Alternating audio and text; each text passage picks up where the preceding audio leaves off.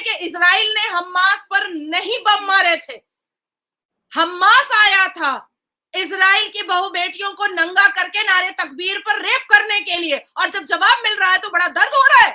जब जवाब मिलता है मुसलमानों को तब दर्द होता है, तब विक्टिम कार्ड खेलने लगते हैं।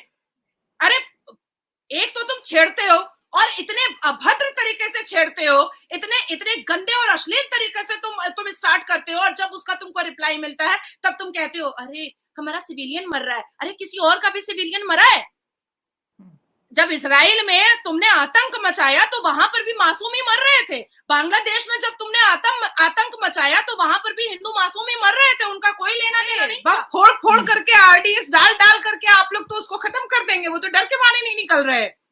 डेमोक्रेसी तो है ही नहीं ना आपके देश में। वो बेचारे निकले तो कैसे निकले? हमारे देश में डेमोक्रेसी है, हमारे देश में जो चाहता है मुंह उठा करके निकल जाता है। हमारे देश में बलात्कारियों के समर्थन में भी लोग निकलते हैं, हमारे देश में रेपिस्ट के समर्थन में लोग निकलते हैं, जिहादी और आतंकवादियों के समर्थन में लोग निकलते हैं। अब अफजल गुरु याकूब मेमन के लिए लोग निकले थे ना, सैलाब की तरह निकले थे। हमारे देश में डेमोक्रेसी है। वो भी नसरुल्लाह हिजबुल्लाह के साथ हुआ है। फलस्तीन जिंदाबाद और हमास जिंदाबाद के नारे यहाँ नहीं लगने चाहिए।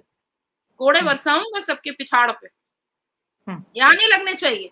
ये इबादत की जगह है, ये पाक मुकद्दस जगह है, यहाँ पर इबादत करने आते हो, यहाँ पर इबादत करो। ये मक्का मुअज़्ज़मा है, ये मदीना मुनव्वरा है। यहाँ पर फलस्तीन जिंदाबाद, यहाँ पर हमास जिंदाबाद, यहाँ पर नसरुल्लाह जिंदाबाद, यहाँ पर हिजबुल्लाह जिंदाबाद, यहाँ पर टेररिस्ट जिंदाबाद। नहीं चलने देंगे, बिल्कुल नहीं चलने देंगे। नसरुल्लाह हिजबुल्लाह मरेगा तो छाती पीटने निकल जाएंगे फॉर नो रीजन। आपके देश का मामला नहीं है, आपके नेता का मामला नहीं है, आप क्यों कूद रहे हैं? जियोपॉलिटिक्स में एक सिविलियन क्यों कूदेगा? क्या जरूरत है उसको बोलने का? एक साधारण नागरिक क्यों कूदेगा इस मामले में? और छोटी छोटी बच्चियों से बुलवाते हो ये सारी बातें सिखा सिखा करके, और वो क्या कह रही है? मैं इजराइल के चीफ मिनिस्टर को बोल रही हूँ। इजराइल में चीफ मिनिस्टर होता है, उसको पता भी नहीं है कि उसको बोलना क्या। आधा अधूरा बेचारी रटी है और रट करके वो कैमरा के सामने बोल रही है ताकि पॉलिटिकल जितने भी टेररिस्ट है उनको खुशी हो कि देखो बच्चा बोल रहा है। आप बच्चे को क्या सिखा रहे हो? आप बच्चे को लिखना पढ़ना नहीं सिखा रहे हो, आप बच्चे को शिक्षा नहीं सिखा रहे हो, आप बच्चे को रोड पर उतारे हो ये कहने के लिए कि मैं इजराइल के चीफ मिनिस्टर को ललकार रही हूँ। हेलो फ्रेंड्स, मैं हूँ शाइला खान और आप देख रहे हैं मेरा खास शो डिबेट विद शाइला। और आज का शो अगर कहें कि बहुत ही एमरजेंसी सिचुएशन पर रिकॉर्ड किया जा रहा है तो ये कहना गलत नहीं होगा। नसरुल्लाह की किलिंग के बाद जो है इस्लामिक दुनिया में तो प्रोटेस्ट हुए, लिबनान के अंदर हुए, लेकिन आज हम बात करेंगे दुनिया की सबसे बड़ी जमहूरी पावर इंडिया की बात करें। इंडिया के जम्मू एंड कश्मीर में नसरुल्लाह की जो किलिंग है कंफर्म होने के बाद हजारों लोग जम्मू एंड कश्मीर की जो है सड़कों पे निकले। उन्होंने तिरंगे तो उठाए लेकिन साथ जो है हिजबुल्लाह के नारे लगाए। नसरुल्लाह की जो किलिंग है उसके ऊपर उन्होंने बहुत ज्यादा एग्रेशन दिखाया और जम्मू एंड कश्मीर ने मोदी सरकार के ऊपर जो है दबाव डाला है कि वो इसराइल को मना करे कि वो जो है इस्लामिक लीडर्स की किलिंग को बंद करे। इसके साथ साथ बहुत सी ऐसी वीडियोस है जो मैं जो है वक्फे से अपने शो के अंदर प्ले करती रहूंगी। नाजिया जी के रिएक्शन जानते रहेंगे कि कश्मीर के अंदर सिर्फ इस वक्त मेल नहीं है जो रोड पे निकले, बल्कि फीमेल और बच्चियां बहुत बड़ी तादाद में और रो रही हैं। ठीक है, इंडिया की बात करें तो इंडिया के जो कश्मीर से अदर स्टेट्स की बात करें तो नसरुल्लाह की किलिंग को बड़ा पॉजिटिव माना जा रहा है और इंडिया हमेशा कहता है कि इसराइल को सपोर्ट करेंगे और इसराइल इंडिया को सपोर्ट करता है। जैसे यूनाइटेड नेशन में उन्होंने इंडिया को ब्लेसिंग बोला। लेकिन अब नसरुल्लाह क्या हर घर से पैदा होगा? क्योंकि कुछ वीडियोस हम आपके साथ शेयर करने वाले हैं। नाज़िया जी को वेलकम करते हैं अपने शो में। Thank you so much Nazia ji हमें ज्वाइन करने के लिए। वंदे मातरम, भारत माता की जय, जय Jagannath, and thank you so much to invite me और इतने जबरदस्त टॉपिक के लिए। नाज़िया जी क्या कहेंगे, ये कश्मीर की गेम तो उल्टा भारत पे ही उल्टी पड़ती जा रही है। इसराइल का सपोर्ट लगता है कि कश्मीर को पसंद नहीं आ रहा। तो पहले मैं शाला आपको ये बता दूं और पूरी दुनिया को ये बता दूं कि मैं स्ट्रांगली सपोर्ट करती हूँ इसराइल को, स्ट्रांगली। अच्छा, दिमाग से भी दिल से भी स्ट्रांगली सपोर्ट करती हूँ। अब मेरा मानना ये है कि आवाज ये भी उठी थी कि हर घर से अफजल निकलेगा, तुम कितने अफजल को मारोगे, और हमने कहा था हर उस कोक को बनने नहीं देंगे और पनपने नहीं देंगे जिस कोक में अफजल पनपेगा। तो आज जब हिजबुल्लाह के लिए ये नारा उठा है कि हर घर से हिजबुल्लाह निकलेगा, हर घर से हिजबुल्लाह निकलेगा। I am talking to the Israel, the chief minister of Israel. तो उस कोक को हम पनपने ही नहीं देंगे। इस कोक में निज़्मुल्लाह या नसरुल्लाह जैसे आतंकी जन्म लेने की कोशिश करेंगे। अब आती है बात, ये कश्मीर में प्रोटेस्ट हो रहा है, लेकिन कश्मीर में तब प्रोटेस्ट नहीं हुआ और मुसलमान भारत के तब प्रोटेस्ट नहीं किए जब बांग्लादेश में हिंदुओं का जेनोसाइड हुआ। भारत में मुसलमान तब प्रोटेस्ट नहीं किए जब कश्मीर में 1989 में और 1991 तक कश्मीरी पंडितों का जेनोसाइड नरसंहार होता रहा, तब भी प्रोटेस्ट नहीं हुआ। आपकी बात तो रहने ही देते हैं, क्योंकि अब तो हम 72 वर्जिन उनके पास ऐसे ही भेज देंगे जो भी मुसलमान इस तरीके का हरकत करेगा। लेबनान जर्नलिस्ट को मैंने सुना, लेबनान जर्नलिस्ट जो है वो लाइव न्यूज पर रोने लगी, नसरुल्लाह मर गया, नसरुल्लाह मर गया। I'm so sorry. Today, maybe he is as a leader. He did not die. So उनका जो वो तरीका था रोने का, उससे मुझे समझ में आ रहा था कि नसरुल्लाह के द्वारा उनको शारीरिक ठरकबाजियों का इंतजाम और मानसिक ठरकबाजियों का इंतजाम और फाइनेंशियल ठरकबाजियों का इंतजाम भी मिलता था। सिंस लास्ट 32 साल से हिजबुल्लाह चीफ नसरुल्लाह जो है वो कैप्चर करके लीडरशिप चला रहा था। अब हमास के लीडर का डेथ हुआ, उसके बाद हिजबुल्लाह के नसरुल्लाह का डेथ हुआ है। अब मुझे ऐसा लगता है कि थर्ड टारगेट कहीं ईरान के चीफ तो नहीं है। मुझे लगता है कि नेतन्याहू जी, अगर मेरी आवाज आप सुन रहे हैं तो फटाफट जल्दी से जल्दी ईरान के भी ये टेररिस्ट ऑर्गेनाइजेशन को जरा चटियल मैदान बनाने की कोशिश आप करें, और मुझे लगता है कि आपको सक्सेस मिलेगा। जो आपने बात की, खयामीनी को भी ईरान की जानिब से अंडरग्राउंड कर दिया गया है क्योंकि नेक्स्ट टारगेट बताया जा रहा है। लेकिन स्टेट के अंदर जो है ये देखिए, ये पाकिस्तान के अंदर प्रोटेस्ट नहीं हुए।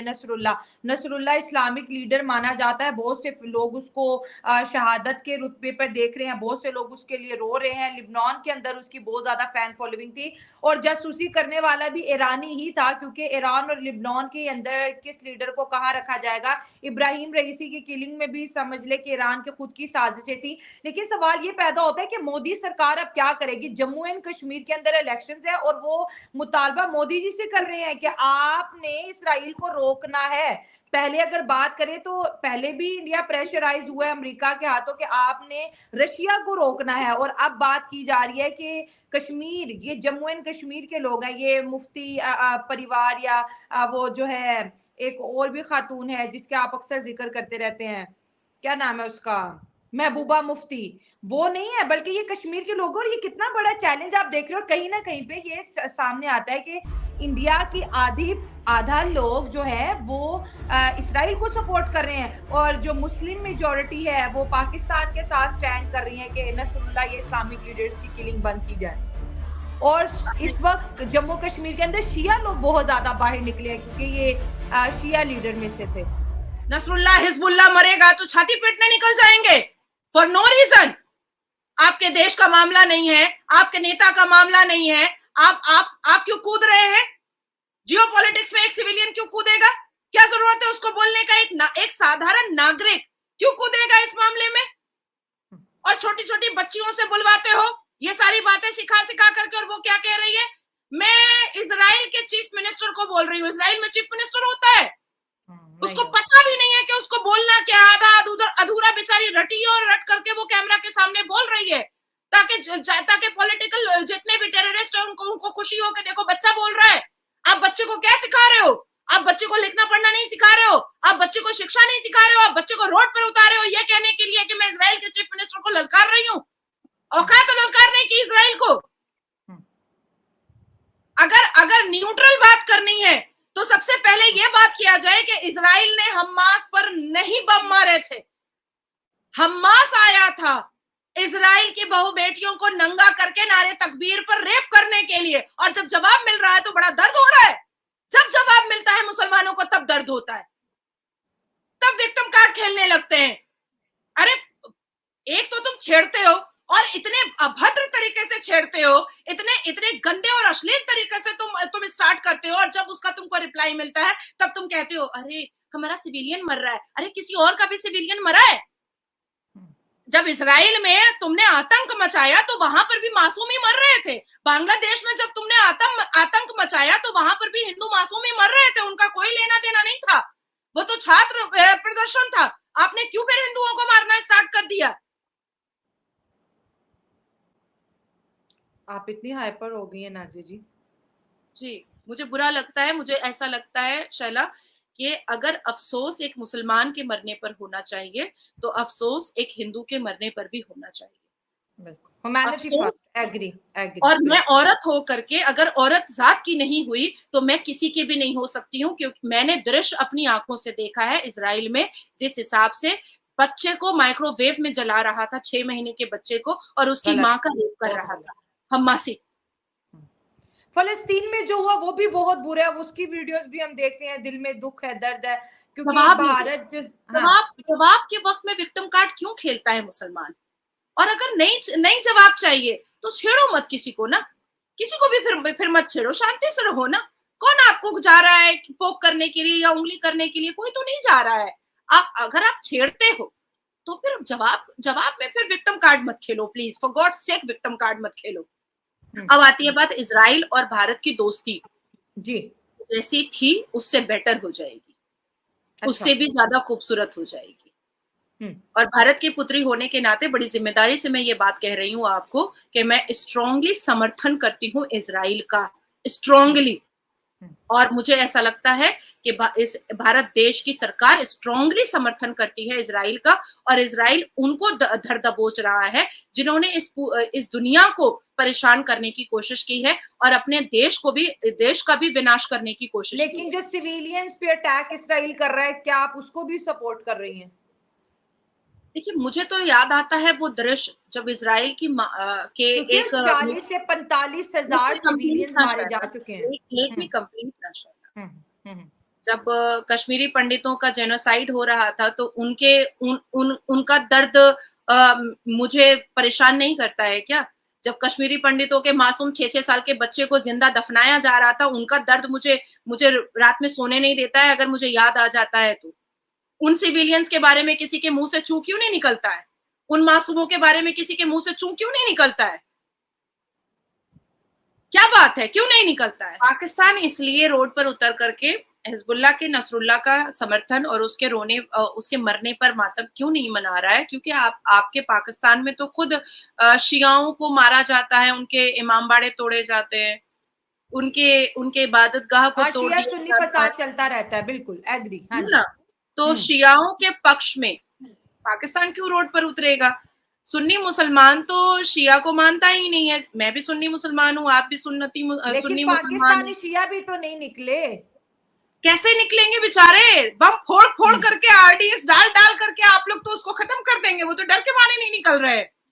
डेमोक्रेसी तो है ही नहीं ना आपके देश में। वो बेचारे निकले तो कैसे निकले? हमारे देश में डेमोक्रेसी है, हमारे देश में जो चाहता है मुंह उठा करके निकल जाता है। हमारे देश में बलात्कारियों के समर्थन में भी लोग निकलते हैं, हमारे देश में रेपिस्ट के समर्थन में लोग निकलते हैं, जिहादी और आतंकवादियों के समर्थन में लोग निकलते हैं। अब अफजल गुरु याकूब मेमन के लिए लोग निकले थे ना, सैलाब की तरह निकले थे। हमारे देश में डेमोक्रेसी है, हमारा देश संवैधानिक है। हमारे देश में अजमल खसब को बजाफ्ते वकील दिया गया था, क्या आप और मुसलमान वकील दिया गया था, क्या आपकी बात को ये समझ पाएगा, आपकी सेंटिमेंट को ये समझ पाएगा? ये मुसलमान वकील है। आप इसको बोलिए, अपने दिल का दर्द बताइए इसको, और अपने जज्बात बताइए कि आपने लाखों लोगों को क्यों मर्डर कर दिया।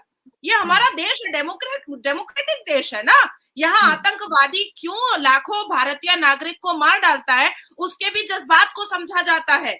अब आती है बात कि आपके पाकिस्तान में शियाओं की औकात ही नहीं है रोड पर निकलने की, नहीं तो उनको तो मार करके खत्म कर दिया जाएगा और ब्लास्फेमी का फेक इल्जाम लगा करके उनके चितड़े उड़ा दिए जाएंगे। अब आती है बात, नहीं है, निकलते भी हैं, ऐसा तो नहीं है कि बिल्कुल नहीं निकलते, सिर्फ जुलूस के लिए जब उनका मुहर्रम में होता है। देखिए चला एकदम गलत, हम हमेशा न्यूट्रल बात किए हैं आपके साथ बैठ करके, एक्सेप्ट मुहर्रम के जुलूस के अलावा आपके पाकिस्तान में शिया और अहमदी, बरेलवी, बोरा को इजाजत ही नहीं है किसी चीज के लिए निकलने के लिए, तो वो बेचारा नहीं निकला।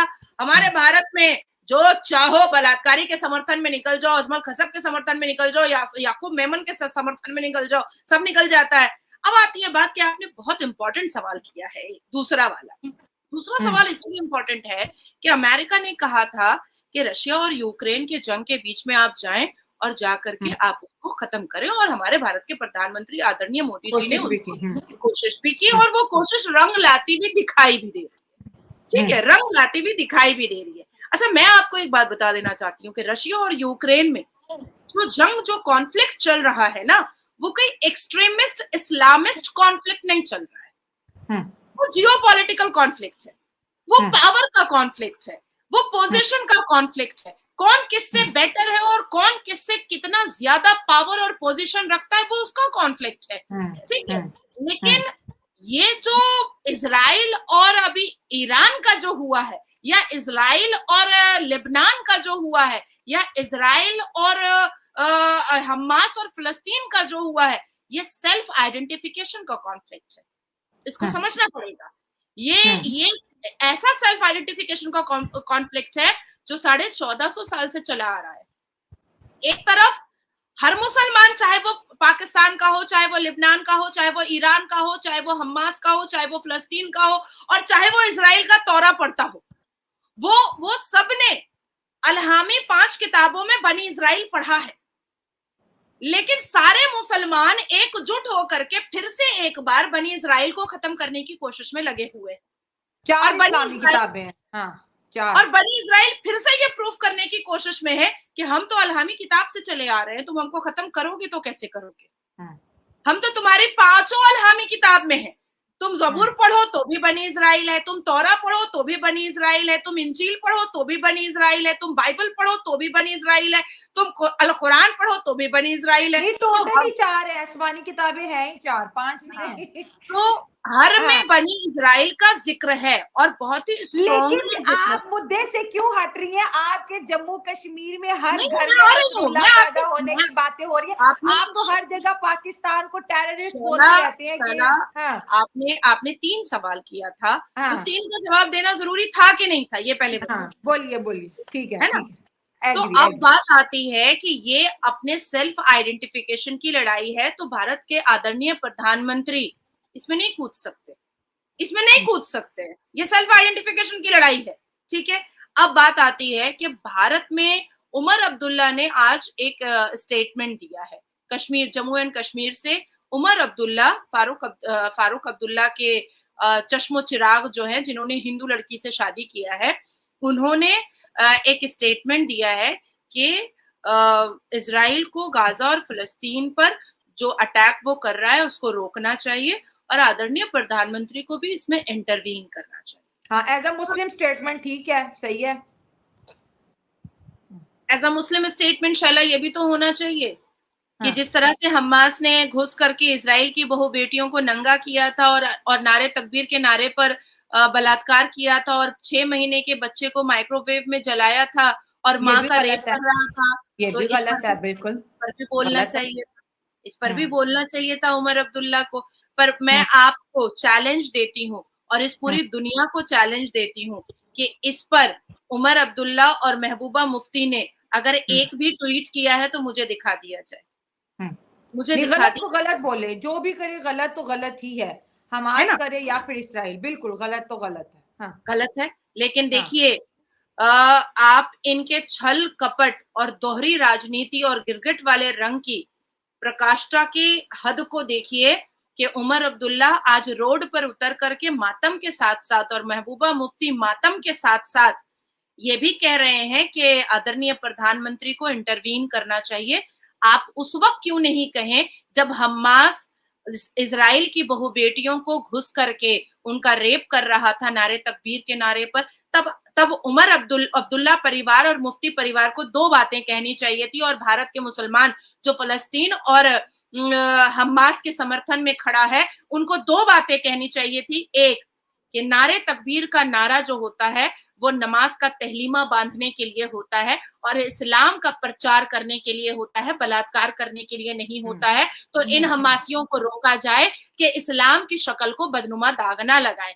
दूसरा, सारे मुसलमानों को जो आज फलस्तीन और हमास की हिमायत कर रहे हैं और नसरुल्लाह और हिजबुल्लाह नसरुल्लाह के लिए जो मातम कर रहे हैं, इंक्लूडिंग मुफ्ती परिवार और अब्दुल्ला परिवार, ये भी कहना चाहिए था कि हमास ने शुरुआत की, जो उसने गलत किया है वो माफी मांगे और आदरणीय प्रधानमंत्री इसमें इंटरवीन करे और इंटरवीन करके इस झगड़े को शांत करवा दे। लेकिन ये होना चाहिए। एक मिनट रुक जाएं, जो मेरी ऑडियंस भी सुनना चाहेगी। देखिए, कश्मीरी जो भारत का एक जो पॉइंट ऑफ व्यू है जम्मू एंड कश्मीर को लेके, कि कश्मीरी खुद को इंडियंस मानते हैं, ठीक है, ये काफी टाइम से आर्टिकल 370 के बाद भी, और कश्मीरी खुद को इंडियंस मानते हैं। अब जो इंडियंस और कश्मीरी इंडियंस के बीच जो आइडियोलॉजी का फर्क है वो यहीं से पता चलता है कि लड़कियां, बच्चे, बूढ़े, मर्द, औरतें, ये कोई सियासी पार्टी के लोग आज रोड पे नहीं है, ये आम सिविलियंस आए हैं, हर एज से ताल्लुक रखने वाले आए हैं। नसरुल्लाह के मैं क्लिप भी चलाऊंगी, लोग देखें कितना ज्यादा क्राउड इस टाइम जो है जम्मू एंड कश्मीर के रोड्स के ऊपर है, और इस पॉइंट पे वो पाकिस्तान के साथ स्टैंड कर रहे हैं। जैसे पाकिस्तान ने बोला, पाकिस्तानी मीडिया ने बोला, मैं फिर बता रही हूँ, पाकिस्तानी मीडिया में खबर चली कि नसरुल्लाह शहीद हो गए हैं और हम जो है नसरुल्लाह की शहादत पर अफसोस कर रहे हैं। Same statement Jammu and Kashmir से आ जाती है कि हम नसरुल्लाह की शहादत पे अफसोस करते हैं। और कितने नसरुल्लाह इसराइल आप मारोगे, कश्मीर के हर घर से जो है नसरुल्लाह निकलेगा। और मोदी साहब जो है इसराइल को रोके कि वो इस्लामिक लीडर्स को किलिंग को बंद करे। दूसरी जानिब इंडिया की जो सेकुलर स्टेट्स के जो लोग हैं वो ये कहते हैं कि अच्छी बात है, ये सब मारे जाएं, बहुत अच्छा हुआ, अब ख़यामीनी को भी निपटा दिया जाए। ये एक चल क्या रहा है, मतलब ऐसे लग रहा है कि एक ही कंट्रीज में दो नजरियात जो है आपस में टकराते हुए नजर आ रहे हैं। नहीं, देखिए, कश्मीर में अब्दुल्ला परिवार और मुफ्ती परिवार ने तो बुरहान वानी को भी शहादत का दर्जा दे दिया था। हमारे भारत के रजाकार फौज के आखिरी सिपहसालार जो असदुद्दीन अवैसी हैं, उन्होंने तो अफजल गुरु को भी शहादत का दर्जा दे दिया था। सारे आतंकियों को ये लोग शहादत का दर्जा दे देते हैं, तो अपने मन की शांति के लिए अगर देते हैं तो देते हैं, लेकिन हमारी न्यायपालिका, हमारे देश की सर्वोच्च न्यायपालिका उनको अपने स्टैंप के साथ कहती है कि ये आतंकवादी है और फांसी की सजा सुनाई जाती है। चाहे वो याकूब मेमन हो, चाहे वो बुरहान वानी हो, चाहे वो अफजल गुरु हो, चाहे वो कोई भी आतंकवादी हो। तो हम किसी की जुबान को कंट्रोल नहीं करेंगे, क्योंकि we are not like Pakistani. हमारा देश डेमोक्रेटिक है, अपने अपने प्रदर्शन को, अपनी अपनी बातों को रखने का फ्रीडम ऑफ स्पीच है। आप अपनी अपनी बातें रखिए। और हम जैसे संवैधानिक मुसलमान जो इस्लाम को भी बहुत बारीकी से जानते हैं और संविधान को भी बहुत ही महत्वपूर्ण तरीके से और बारीकी से जानते हैं, हम फ्रीडम ऑफ स्पीच को किसी के भी नहीं रोक सकते हैं। अब आपने कहा कि ये जो कश्मीर में बच्चियां उतरी हैं, ये जो बच्चे उतरे हैं, तो ये किसी पॉलिटिकल पार्टी से बिलोंग नहीं करते हैं, ये आपने कहा है। अब आपको अब्दुल्ला परिवार ने अगर कोई इंफॉर्मेशन भेजा होगा तो अलग सी बात है भाई, आप इतना बायहुक और प्रूफ बोल रही हैं। नहीं है। हाँ, तो इतना बायहुक और प्रूफ आप बोल रही हैं। हाँ, लेकिन जब 370 हटने से पहले भी ये छोटे छोटे बच्चे हम टीवी न्यूज चैनल्स पर देखते थे कि स्टोन पेल्टिंग कर रहे हैं, पत्थरबाजी कर रहे हैं, मशाले जला रहे हैं, हैंडबिल छाप छाप करके गुस्ताखे रसूल का बांट रहे हैं, हिंदुओं को द डॉग लिख करके ब्लैक पेन से लिख रहे हैं, ये बच्चे ही करते थे। तो बाद में पता चला कि ये लश्कर तैयबा और यासीन मलिक के ग्रुप से जुड़े हुए थे, और अब जा करके सारे भेद खुले हैं और ये बच्चों के अम्मा अब्बा खुद ही बता रहे हैं कि हमें मतलब एक मजबूर किया जाता था कि अगर तुम नहीं इन्वॉल्व होगे इस्लामिक एक्सट्रीमिस्ट में तो हम समझ लेंगे कि या तो तुम मिलिट्री और डिफेंस से जुड़े हुए हो, और या तो फिर तुम यहाँ के सरकार से या यहाँ के संविधान से तुम जुड़े हुए हैं, तो हम तुमको जीने नहीं देंगे। तो जिस मुसलमान घर में 5 भाई और 3 बहनें होती थी, उसमें से किसी एक को जिहादी ऑर्गेनाइजेशन में पार्टिसिपेट करना ही पड़ता था, अदरवाइज उनके पूरी फैमिली को खत्म कर दिया जाता था। तो आप क्या कह रहे हैं, वो असर अभी तक मौजूद है? बिल्कुल। अब तो जम्मू कश्मीर से सब के सब निकल गए हैं इस्लामिक एक्सट्रीमिस्ट। कश्मीर से जितने भी आतंकवादी हैं वो वहां से हट करके जम्मू में जाकर के घुस करके बैठे हुए हैं, छुप करके बैठे हुए हैं, और कह रहे हैं कि एक बार अब्दुल्ला परिवार को जीतने दो, एक बार मुफ्ती परिवार को जीतने दो, फिर देखो हम क्या दिखाते हैं। तो फिर जो आज रोड पे निकले आप उन्हें भी टेररिस्ट ही मानती हैं, बिल्कुल, जो कि नसरुल्लाह बिल्कुल के मैं नारे घोषणा लगा कर रहे रही हैं, हूँ। हिजबुल्लाह की जय एकदम जयकार कर रहे हैं। एकदम मैं आपके चैनल पर लाइव टेलीकास्ट में मैं घोषणा कर रही हूँ कि ये जो लोग आज नसरुल्लाह और हिजबुल्लाह के लिए मातम का माहौल बनाए हैं कश्मीर में, ये पैसे लेकर के पैसे लेकर के किसी ना किसी टेररिस्ट ऑर्गेनाइजेशन से उतरे हैं रोड पर। 9 इतने साल 10 लोगों साल को के पैसे बच्चे। देना मुमकिन बात है? अरे क्या बात कर रही हैं आप? एनवेलप में पैसे बांटे जाते थे, एनवेलप में स्टोन पेल्टिंग के लिए। एक जमाना होता था कि कश्मीर की खाड़ियों में बैठ करके एनवेलप बनाया जाता था, एनवेलप बनाया जाता था कि 1000 बच्चे यहाँ खड़े होंगे स्टोन पेल्टिंग के लिए, 10,000 के बच्चे वहां खड़े होंगे स्टोन पेल्टिंग के लिए, 20,000 बच्चे वहां खड़े होंगे स्टोन पेल्टिंग के लिए, और एनवेलप में उनको पैसे दिए जाते थे। क्या बात कर रही हैं आप? ये तो का नसरुल्लाह से क्या लिंक है फिर? देखिए, जहां जहां इस्लामिक एक्सट्रीमिस्ट होगा वहां वहां मुसलमानों का लिंक उससे होगा। वो कश्मीर हो चाहे वो हैदराबाद हो, चाहे वो कश्मीर हो चाहे वो हैदराबाद हो। क्यों? अच्छा, फिलिस्तीन की हिमायत में क्या हमारे अलीगढ़ मुस्लिम यूनिवर्सिटी से प्रदर्शन नहीं निकला था, तेरा मेरा रिश्ता क्या ला इलाहा का?